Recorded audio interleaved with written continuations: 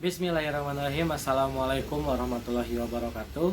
Selamat pagi, salam sejahtera untuk kita semua. Sebelumnya perkenalkan, nama saya Rifki Ramadan dengan NIM 1900149 dari Prodi Pendidikan Kewarganegaraan kelas PKN 2019A. Di sini saya sebagai perwakilan pertama dari kelompok 6 Hukum Pidana, yang dimana hukum pidana ini diampu oleh 3 dosen. Yang pertama ada Bapak Dr. Dadang Sundawa MPD, yang kedua ada Bapak Kanigara Hawari SHMA CLA, dan yang terakhir adalah Bapak Ripan Hermawan SSSHMA. Dan di sini saya juga didampingi oleh teman-teman saya. Yang pertama ada Aisyah Nurrohman, yang kedua ada Dina Yanuari, ada Ivan Rifai, ada Muhammad Jati Purnama, ada Nandang Sidik Hidayat, ada Suci Mulyati, ada Rotuasi Rezeki Formasi. Dan di sini kita dari kelompok 6 membahas tema tentang tindak pidana korporasi. Lantas, apa sih tindak pidana korporasi? Bagaimana sejarahnya dan bagaimana kedudukannya sebagai subjek hukum pidana? Untuk lebih jelasnya, mari kita saksikan video berikut ini. Baik teman-teman semuanya, sebelum kita memulai pembahasan yang lebih intim atau yang lebih mendetail tentang tindak pidana korporasi, izinkanlah saya untuk sedikit membahas atau mengupas tentang apa sih itu korporasi. Jika kita merujuk kepada kitab undang-undang hukum pidana yang ada di Indonesia sekarang, maka kita tidak akan menemukan satu kalimat pun yang menerangkan tentang pengertian korporasi. Karena di KUHP Indonesia itu hanya mengenal manusia atau natural person sebagai subjek hukum pidana. Maka ini penting teman-teman, ketika kita mencoba untuk memahami korporasi, maka kita harus mengetahui sebenarnya apa korporasi itu.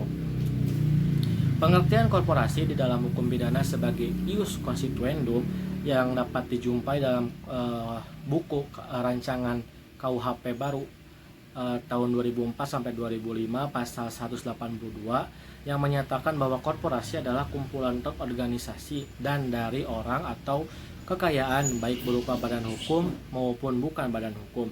Sedangkan merujuk pada pengertian korporasi dalam hukum perdata bahwa apa yang dimaksud korporasi itu adalah badan hukum, maka terhadap korporasi memiliki definisi tersendiri.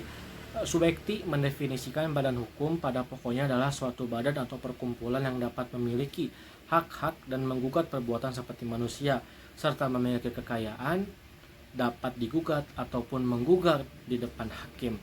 Terhadap apa saja yang dianggap sebagai badan hukum punya pengaturannya tersendiri. Karenanya terhadap korporasi dalam hukum perdata subjeknya lebih dibatasi. Contoh korporasi dalam hukum perdata sering kita kenal yaitu perseroan terbatas, koperasi maupun yayasan.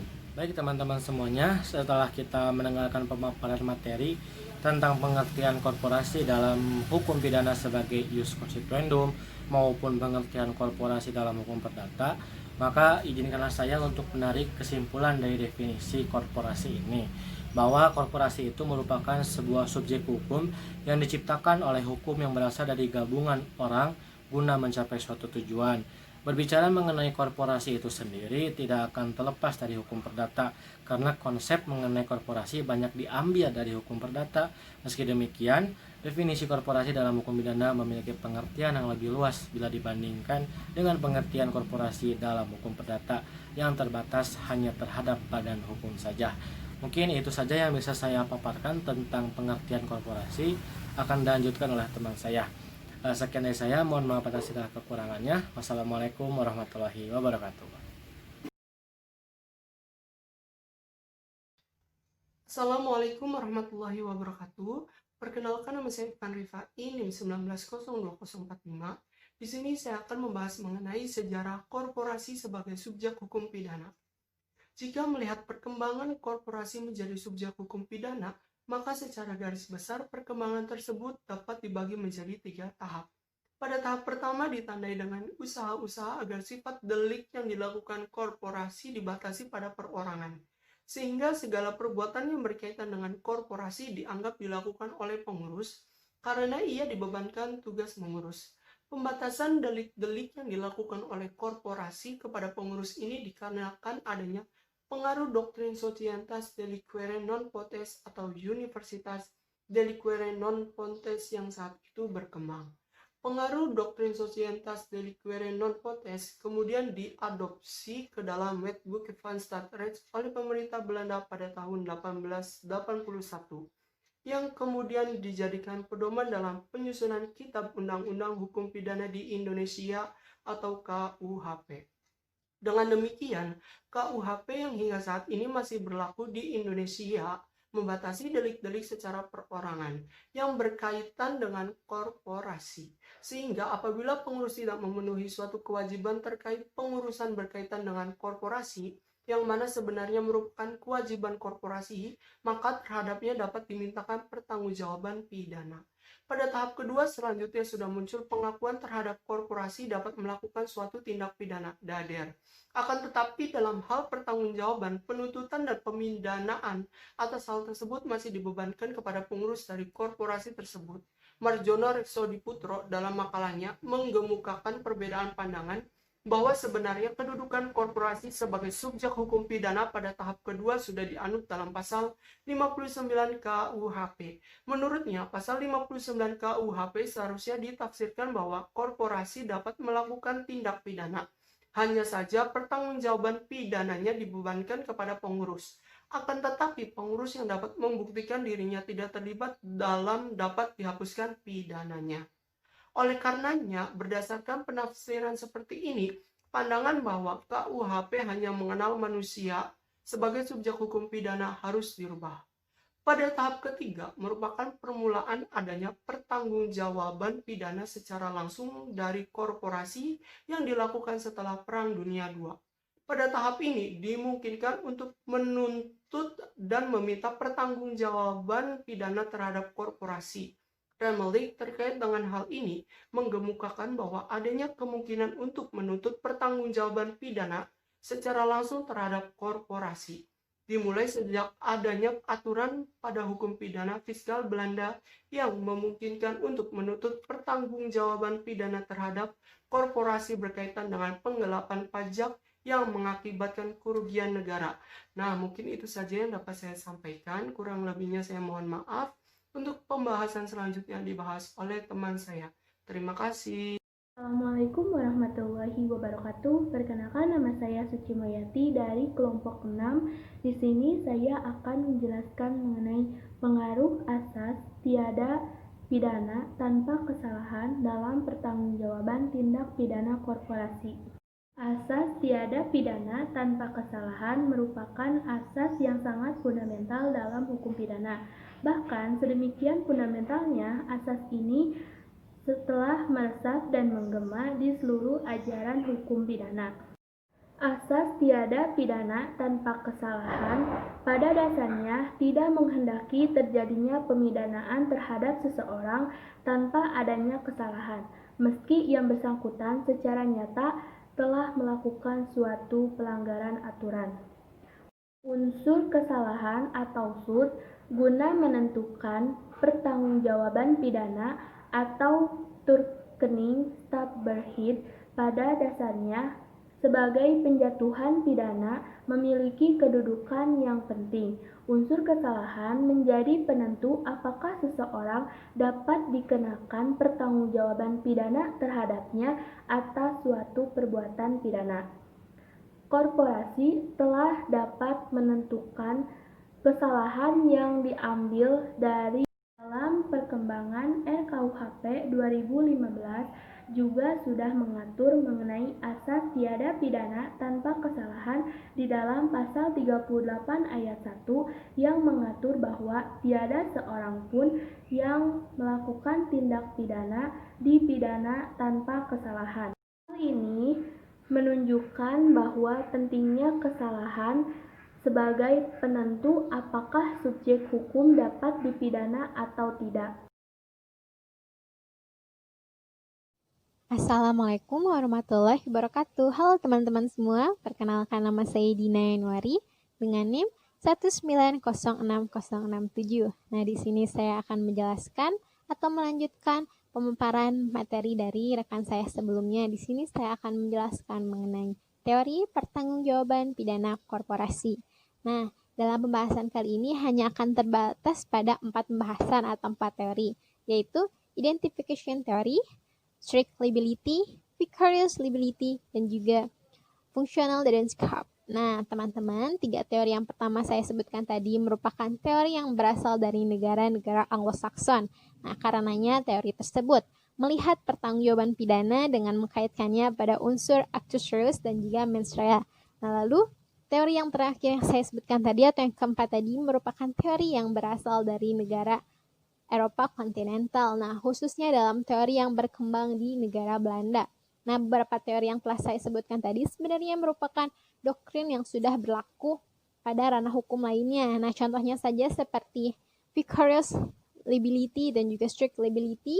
Nah, itu merupakan doktrin yang diadopsi dari ranah hukum perdata. Nah, teori-teori ini kemudian digunakan dalam membebankan pertanggungjawaban pidana dan pemidanaan terhadap korporasi. Nah, langsung saja di sini yang pertama saya akan menjelaskan mengenai doktrin identification theory. Nah, doktrin identifikasi ini merupakan doktrin yang memungkinkan korporasi memiliki suatu pertanggungjawaban pidana dengan dasar suatu perbuatan yang dilakukan oleh individu yang diidentifikasikan sebagai tindakan korporasi. Lalu yang kedua ada doktrin strict liability. Nah, doktrin strict liability ini merupakan doktrin yang memandang kesalahan sebagai unsur yang tidak relevan untuk dipertimbangkan. Nah, dengan kata lain, teori ini mengesampingkan unsur kesalahan. Nah, mungkin cukup sekian pembahasan yang bisa saya bahas. Selanjutnya akan dilanjutkan oleh rekan saya, yaitu Saudari Aisyah. Terima kasih. Assalamualaikum warahmatullahi wabarakatuh. Selanjutnya saya Ansyah Nurrohman dengan NIM 1905373 akan melanjutkan pemaparan materi yakni mengenai teori pertanggungjawaban korporasi yang sebelumnya dijelaskan oleh rekan saya yakni Saudari Dina Yanuari. Nah, teman-teman, seperti yang kita ketahui bahwasannya teori pertanggungjawaban korporasi itu ada 4 ya. Yang pertama yaitu doktrin identification theory, yang kedua yaitu doktrin strict liability, yang ketiga yaitu doktrin vicarious liability, dan yang keempat adalah teori pelaku fungsional. Melanjutkan pemaparan dari Saudari Dina, yakni yang ketiga ada teori vicarious liability. Nah, doktrin ini mengajarkan mengenai suatu pertanggungjawaban pidana yang dibebankan kepada seseorang atas perbuatan orang lain. Nah, pertanggungjawaban sebagaimana yang dimaksud ialah pertanggungjawaban pidana yang terjadi dalam hal perbuatan-perbuatan yang dilakukan oleh orang lain, yakni dalam ruang lingkup pekerjaan atau dalam ruang lingkup jabatan. Melalui doktrin vicarious liability ini, maka korporasi dapat bertanggung jawab atas perbuatan yang dilakukan oleh para pihak yang telah diberikan atribusi tugas, yakni oleh korporasi berdasarkan suatu hubungan pekerjaan. Nah, teman-teman, sebenarnya penerapan doktrin vicarious liability ini harus dibatasi. Kenapa harus dibatasi? Karena doktrin ini merupakan bentuk penyimpangan terhadap asas mens rea dalam hukum pidana. Jadi penerapannya hanya dapat dilakukan apabila undang-undang secara tegas boleh memperbolehkannya. Nah, selanjutnya saya akan menjelaskan mengenai teori pelaku fungsional. Teori pelaku fungsional pertama kali dikemukakan oleh Rowling dalam catatannya di bawah putusan Hograve tanggal 31 Januari dan juga 21 Februari 1950. Nah, menurutnya merujuk pada pasal 15 Wet Economics Delicted, korporasi juga dapat melakukan delik-delik selain delik-delik ekonomi jika melihat dari fungsinya dalam masyarakat. Nah, dalam menanggapi korporasi sebagaimana pelaku fungsional, Remeling berpendapat bahwa perlu juga diperhatikan adanya delik-delik fungsional sebagai dasar untuk dijadikannya korporasi sebagai pembuat sehingga terhadapnya ini dapat dibebankan pertanggungjawaban pidana. Nah, adapun yang dimaksud dengan delik-delik fungsional ini yaitu delik-delik yang berasal dari lingkup atau suasana sosial ekonomi di mana dicantumkan syarat-syarat bagaimana aktivitas sosial atau aktivitas ekonomi tertentu harus berjalan terarah dan juga ditunjukkan pada kelompok-kelompok fungsionaris tertentu. Nah, dari teori pelaku fungsional tersebut dapat diketahui bahwa korporasi ini dapat dianggap sebagai subjek hukum pidana. Nah, hal ini tentunya didasarkan pada korporasi pidana dalam bentuk perbuatan fungsional. Nah, selain itu juga teman-teman, terhadap korporasi juga dapat diadakan adanya kesalahan atas dasar kesengajaan atau kelalaian yang dilakukan oleh alat-alat korporasi melalui suatu rangkaian perbuatan dalam lingkungan korporasi. Nah, teman-teman, itu merupakan penjelasan atau pemaparan materi mengenai 4 teori pertanggungjawaban korporasi. Mungkin sekian penjelasan dari saya mengenai teori pertanggungjawaban korporasi. Pemaparan selanjutnya akan dilanjutkan oleh rekan saya, yaitu mengenai korporasi sebagai subjek hukum pidana. Terima kasih. Wassalamualaikum warahmatullahi wabarakatuh.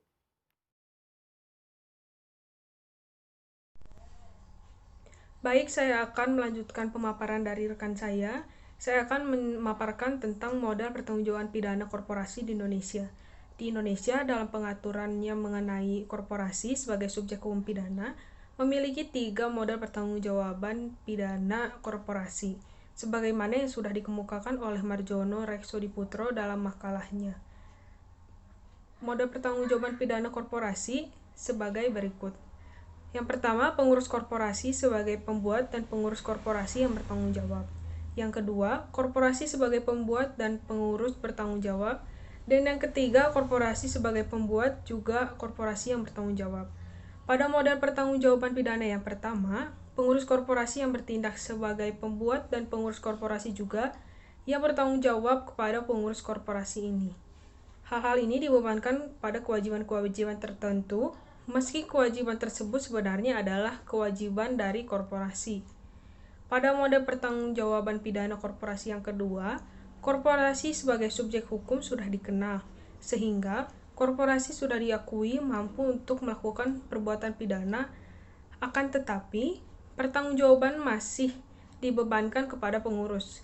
Lebih jelasnya, bahwa pengurus atau pemimpin dari korporasi bertanggung jawab atas perbuatan yang dilakukan oleh seseorang atau beberapa orang yang dianggap sebagai tindakan dari korporasi, terlepas ia mengetahui atau tidak.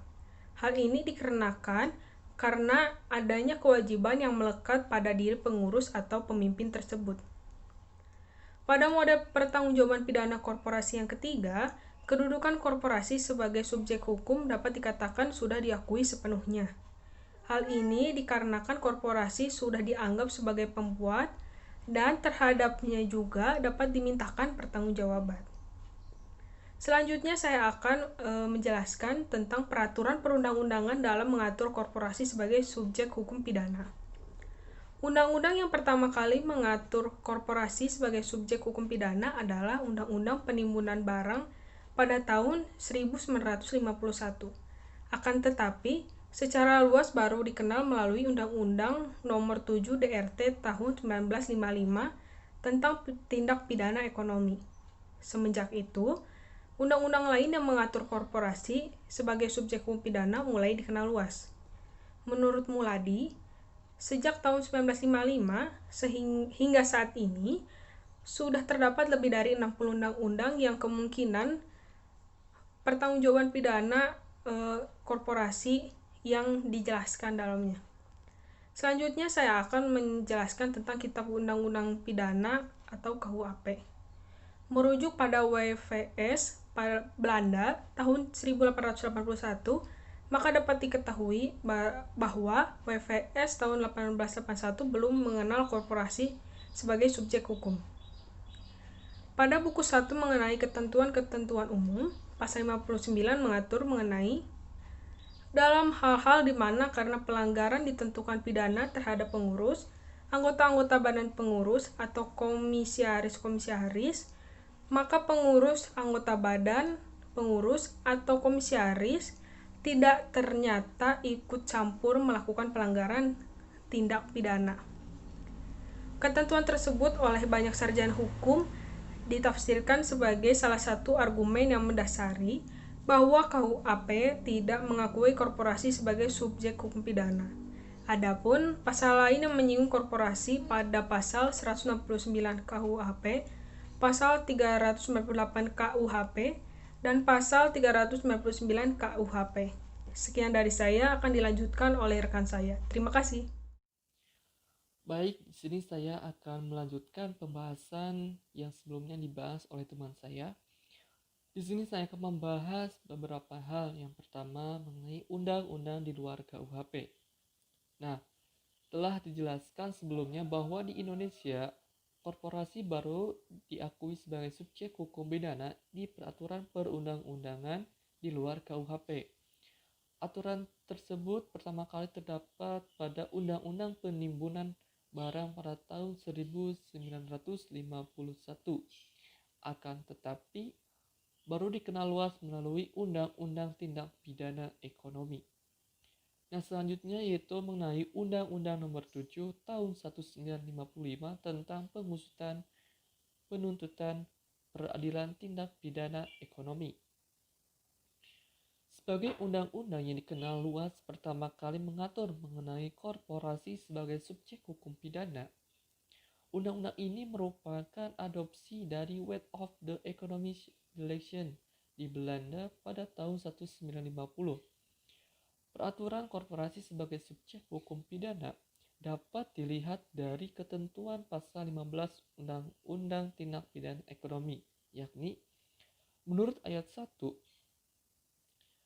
jika suatu tindak pidana ekonomi dilakukan oleh atau atas nama suatu badan hukum, suatu perseroan, suatu perserikatan orang yang lainnya atau suatu yayasan, maka tuntutan pidana dilakukan dan hukuman pidana serta tindakan tata tertib dijatuhkan baik terhadap badan hukum, perseroan, perserikatan, atau yayasan itu, baik terhadap mereka yang memberi perintah melakukan tindak pidana ekonomi itu atau yang bertindak sebagai pemimpin dalam perbuatan atau kelalaian itu maupun terhadap kedua-duanya. Nah, itu menurut ayat 1. Menurut ayat 2 itu suatu tindak pidana ekonomi dilakukan oleh atas nama suatu badan hukum, suatu perseroan, suatu perserikatan atau suatu yayasan. Jika tindak itu dilakukan oleh orang-orang yang baik berdasar hubungan kerja maupun berdasar hubungan lain, bertindak dalam lingkungan badan hukum, perseroan, perserikatan atau yayasan itu. Tak peduli apakah orang-orang itu masing-masing tersendiri melakukan tindak pidana ekonomi itu atau pada mereka bersama ada anasir-anasir tindak pidana tersebut. Jika melihat ketentuan tersebut, maka jelas bahwa korporasi sudah diakui sebagai subjek hukum pidana. Hal ini dikarenakan korporasi dapat melakukan tindak pidana dan dapat bertanggung jawab sehingga terhadapnya dapat dijatuhkan pidana.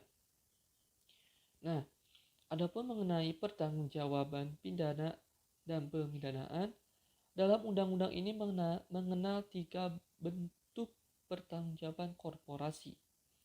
Pertama adalah pertanggungjawaban pidana dan pemidanaan dijatuhkan kepada korporasi. Kedua adalah pertanggungjawaban pidana dan pemidanaan dijatuhkan kepada pemberi perintah tindak pidana tersebut atau pemimpin dalam tindak pidana tersebut. Dan ketiga adalah pertanggungjawaban pidana dan pemidanaan dijatuhkan baik kepada korporasi maupun kedua adalah pertanggungjawaban pidana dan pemidanaan dijatuhkan kepada pemberi perintah tindak pidana tersebut dan atau pemimpin dalam tindak pidana tersebut. Nah, jika merujuk pada 3 model pertanggungjawaban pidana korporasi sebagaimana dikemukakan oleh Marjono, maka undang-undang ini mengadopsi 2 model. Model pertama adalah korporasi sebagai pembuat dan pengurus bertanggung jawab. Model kedua adalah korporasi sebagai pembuat dan korporasi bertanggung jawab.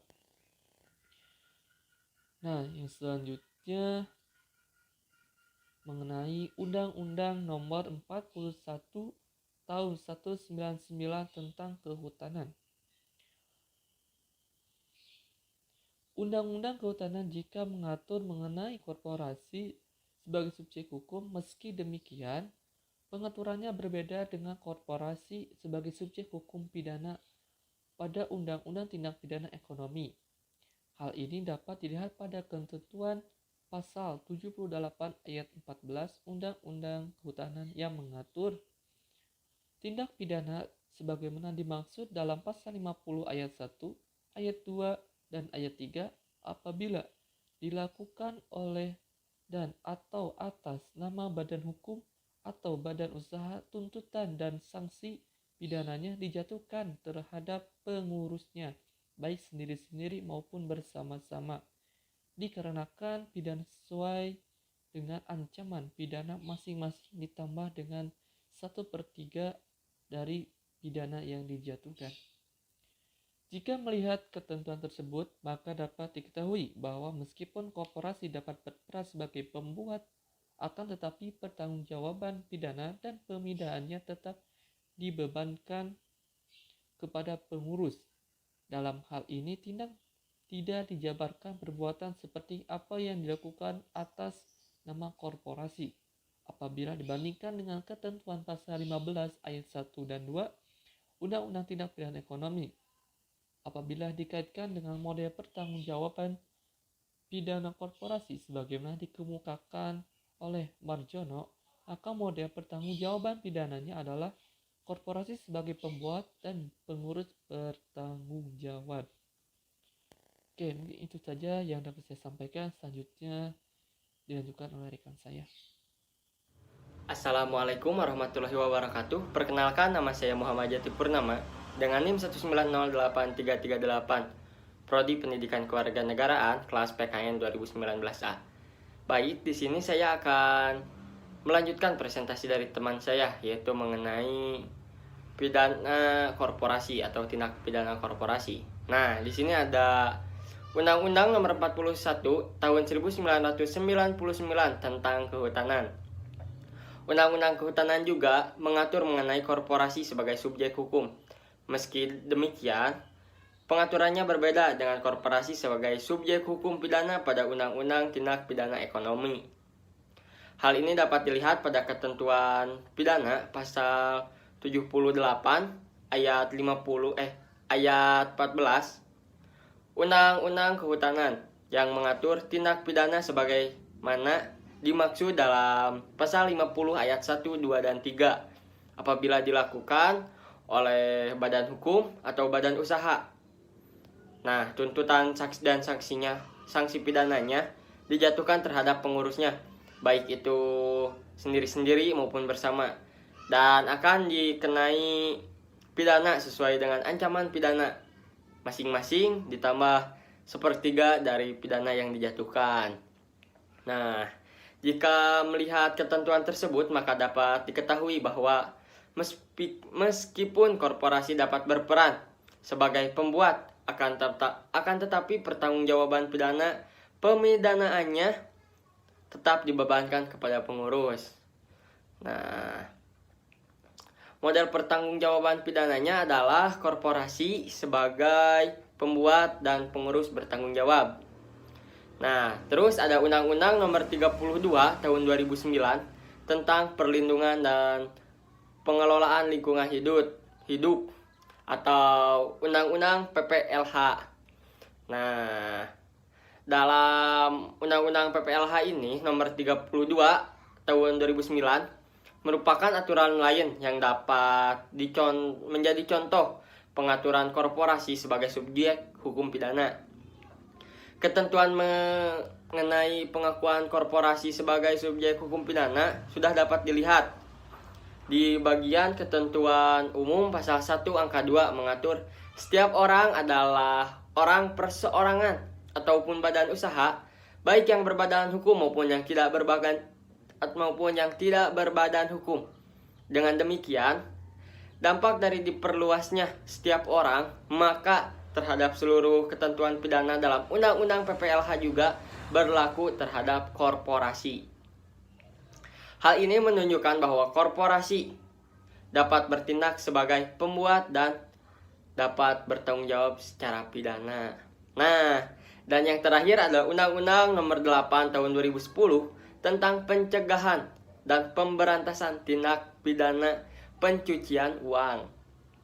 Nah, Undang-Undang Nomor 8 Tahun 2010 tentang pencegahan dan pemberantasan tindak pidana pencucian uang atau Undang-Undang TPPU merupakan aturan lain yang telah mengakui korporasi sebagai subjek hukum pidana.